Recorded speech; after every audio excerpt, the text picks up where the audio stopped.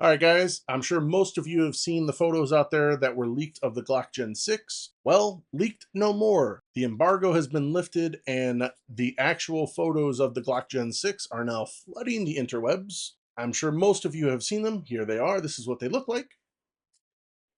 I just wanted to make this video to kind of take a little dive with what I found and what my speculations are without shooting it. Haven't shot it, haven't handled it yet, and see if it's something I'm actually looking forward to. Spoiler alert, I am. I think first we should kind of bring up Glock's snail-like pace when it comes to updating or changing things on their guns. But if you think about it, it's almost like they utilize the vast aftermarket that is built on their design to their advantage. They had the biggest testing pool and data collection available to find out exactly what people changed on their Glocks, and more importantly, did it actually make it work and perform better? I'll point out some similarities to the aftermarket parts as we go along this little list of things that have changed for the Gen 6. Let's start from top to bottom. The sights, they're the same. Front and rear serrations are the same, with the fronts being a little bit more deep and slightly angled, so you have a little bit more bite on them. One of the big changes is the new optic mounting system. MOS out. Gen 6 optic ready system, I wonder if they're going to call it the ORS, is in. This looks to be quite the improvement.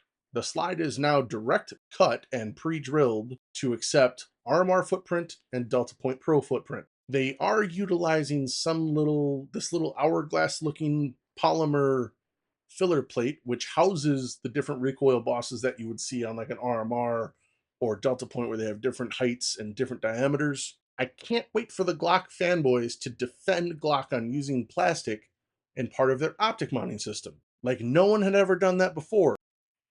Wait, Smith & Wesson does that with the 2.0. Moving down a little bit inside the slide here, the Glock Gen 6 barrel is proprietary to the Glock Gen 6. Apparently they're subtle changes, but subtle enough that they will not be compatible with any other model prior, which I'm okay with. The Gen 5 kind of did the same thing. No big deal. As long as we stick with the jump in accuracy that we got with like the Gen 5 barrels, the Glock marksmanship barrels, I'm all for that. That's awesome. They've also redesigned the extractor area, kind of where it meets up with the optic mounting system, so it doesn't interfere as much.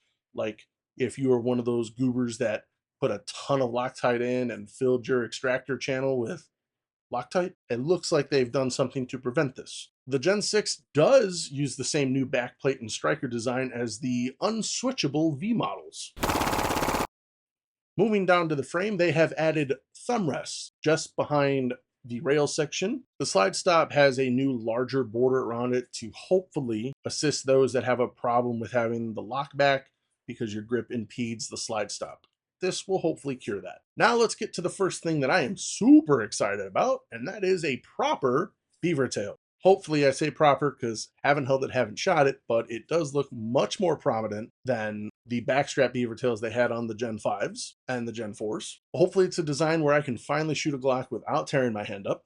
It does look very reminiscent of like M&P 1.0s and oddly familiar to what Bowie Tactical used to do with Glocks way back when. Speaking of backstraps, it does come with 2 additional backstraps to kind of help dial in the fit and feel for you. Sticking with the grip theme, they have put a massive looking undercut on the trigger guard, which every polymer gunsmith has been doing since forever. The Gen 6 now comes with a flat face trigger, but still uses the Glock safe action design.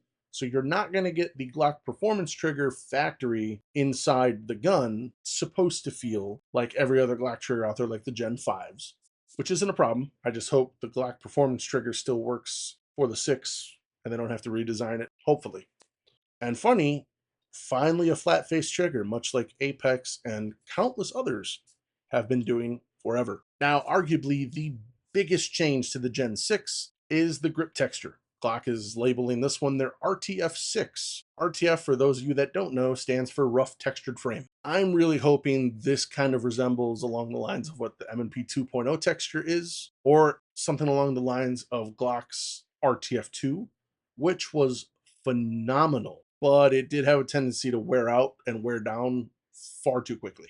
And if you'll notice, it's a little hard to see on the photos they've released, but there is indeed slight palm swells on this. That's right, palm swells. It took over 40 years for Glock to admit that ergonomics are not the mark of a devil. Let's talk about some of the internal changes that are happening on Gen 6. They are going back to the single spring recoil design, captured guide rod, one guide rod spring. And it's supposed to be because they no longer have 40.